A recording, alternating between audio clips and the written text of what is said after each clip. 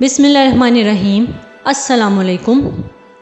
دجال کیسے پیدا ہوا؟ اس کے ماں باپ کون تھے؟ اس کی بیوی کون تھی؟ آج کی اس ویڈیو میں ان تمام سوالوں کے جوابات دینے کی کوشش کی جائے گی۔ دجال کے بارے میں بہت سے علماء اکرام کا خیال ہے کہ وہ ایک انسان ہے جو حضرت ابراہیم علیہ السلام کے دور میں موجود تھا، اور اللہ تعالیٰ نے شیطان کے ساتھ ساتھ دجال کی موت کو بھی ایک مدت تک ملتوی کر دیا، اور یہی وجہ ہے کہ دجال آج تک زندہ ہے، اور آج وہ کہاں ہے اور وہ کب ظاہر ہوگا، اس کے بارے میں بہت سی احادیث میں ملتا ہے کہ دجال کو ایک نامعلوم جزیرے میں قید کیا گیا ہے جس کا علم اللہ تعالیٰ کے سوا کسی کو بھی نہیں ہے۔ متعدد علماء کے مطابق دجال کا ٹھکانہ جاپان کے شیطانی سمندر میں ہے، جبکہ صحیح مسلم کی ایک روایت ہے کہ دجال کا خروج مشرق سے ہوگا۔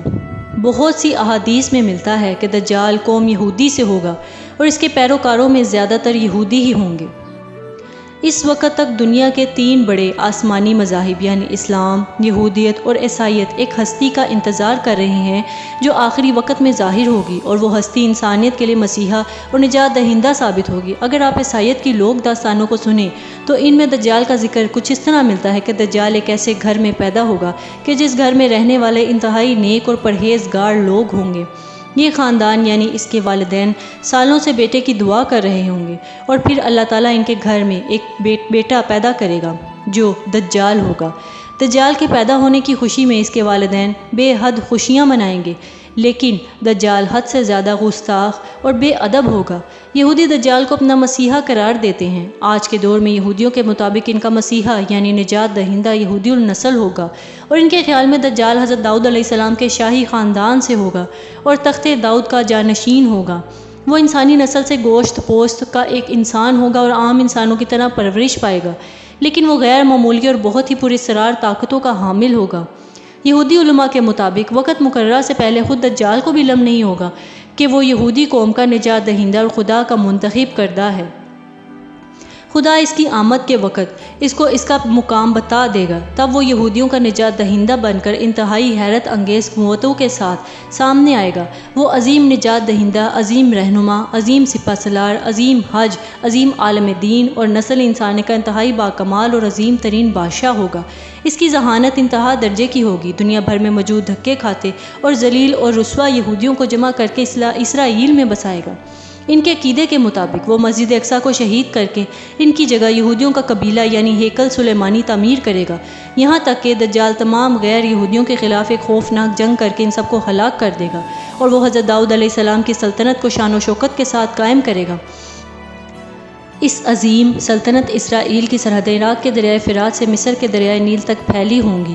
پھر وہ تمام یہودیوں کو اپنی بنائی گئی خود ساختہ شریعت پر عمل درآمد کروائے گا۔ یہودیوں کی کتابوں میں درج ہے کہ خدا نے دنیا کی بادشاہت کو صرف حضرت داؤد علیہ السلام کی نسل یعنی یہودیوں کے لیے مخصوص کر رکھا ہے، لہٰذا ان کا ماننا ہے کہ دجال ایک عظیم پیغمبر ہوگا، لیکن حضرت موسیٰ علیہ السلام سے کم عظیم ہوگا، اور حضرت موسیٰ علیہ السلام جیسا تو کوئی پیغمبر ہو ہی نہیں سکتا۔ جبکہ ان کا مزید کہنا ہے کہ ساری دنیا دجال کی عقل و ذہانت و طاقتوں کی وجہ سے اس کو بادشاہ تسلیم کرے گی، اور دنیا کے سارے مذاہب ختم ہو جائیں گے، صرف یہودیت باقی رہے گی۔ غیر یہودی کبھی یہودی نہیں بنیں گے، اور نہ ہی ان کو یہودی مذہب اختیار کرنے دیا جائے گا، البتہ وہ سب ہلاک کر دیے جائیں گے۔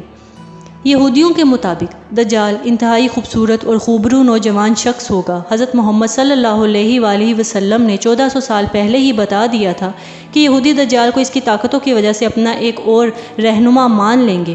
اب پتہ چلتا ہے کہ وہ ایسا کیوں کریں گے۔ لہٰذا آج دنیا میں جتنی بھی بد امنی ہے وہ یہودیوں کی جانب سے اس لیے پھیلائی جا رہی ہے کہ وہ جلد از جلد اپنے مسیحا کو دنیا پر حکمران دیکھنا چاہتے ہیں۔ اسرائیل کا قیام بھی دجال کے استقبال کی پہلی باقاعدہ تیاری کی وجہ سے ہے۔ جیسا کہ یہودی دجال کو ایک خوبصورت اور خوبرو نوجوان مانتے ہیں، لیکن اسلام کے نزدیک دجال ایک بدصورت اور کانا شخص ہوگا۔ اس کے بال ایسے گھنگریالے ہوں گے جیسے اس کے سر سے سانپ لٹک رہے ہوں۔ وہ ایک جگہ نہیں رکیں گے۔ اس کی رنگت سرخی مائل سفید ہوگی۔ اس کی پیشانی نمایاں اور گردن بہت زیادہ چھوٹی ہوگی۔ اس کا قد چھوٹا ہوگا اور کمر میں کب ہوگا۔ اس کے باوجود وہ بہت طاقتور ہوگا۔ وہ عام انسانوں کی طرح نہیں چل سکے گا۔ دجال ایک مرد ہوگا لیکن اولاد پیدا کرنے کی صلاحیت سے محروم ہوگا۔ اس کی پیشانی پر دونوں آنکھوں کے بیچ کافر یا کاف فے رے لکھا ہوگا۔ بہت سی روایات میں دجال کے والدین کا ذکر ملتا ہے، جن کے مطابق ان کے پاس 30 سال تک کوئی اولاد نہ ہوگی، پھر اللہ تعالیٰ ان کو بیٹا عطا کرے گا جو اصل میں دجال ہوگا۔ لیکن یہ تمام روایات سند کی کمزوری کی وجہ سے پایہ ثبوت تک نہیں پہنچ پاتی۔ ایک دفعہ امام برزنجی نے دجال کی نسل کے بارے میں بتایا تھا کہ دجال جنات پر قابو رکھتا ہے، جس نے جنات کی نسل میں شادی کی تھی، اور دجال کے آباء و اجداد کا تعلق حضرت سلیمان علیہ السلام کے دور سے ہے۔ وہ فرماتے ہیں کہ حضرت سلیمان علیہ السلام نے جنات کو قید کیا تھا، تو ان جنات میں دجال کی بیوی اور اس کے آباء و اجداد بھی شامل تھے۔ لیکن اس فرمان کے باوجود دجال کی پیدائش اور اس کے والدین کا ہونا یا نہ ہونا ایک ایسا معمہ ہے جس کے بارے میں کوئی بھی وثوق سے کچھ نہیں کہہ سکتا۔ پاکستان کے ایک معروف اسلامی اسکالر کے ایک آرٹیکل کے مطابق دجال کی پیدائش اس وقت ہو گئی تھی جب زمین پر جنات کی حکومت تھی۔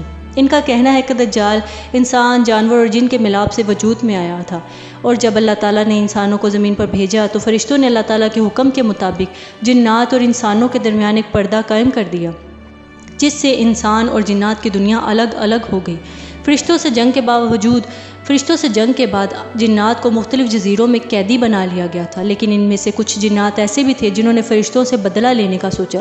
یہ وہ وقت تھا جب ایک جن نے ایک انسان سے جنسی ملاپ کرنا چاہا، لیکن وہ ان دونوں مخلوقات کے درمیان حائل رکاوٹ کی وجہ سے ایسا نہ کر پایا۔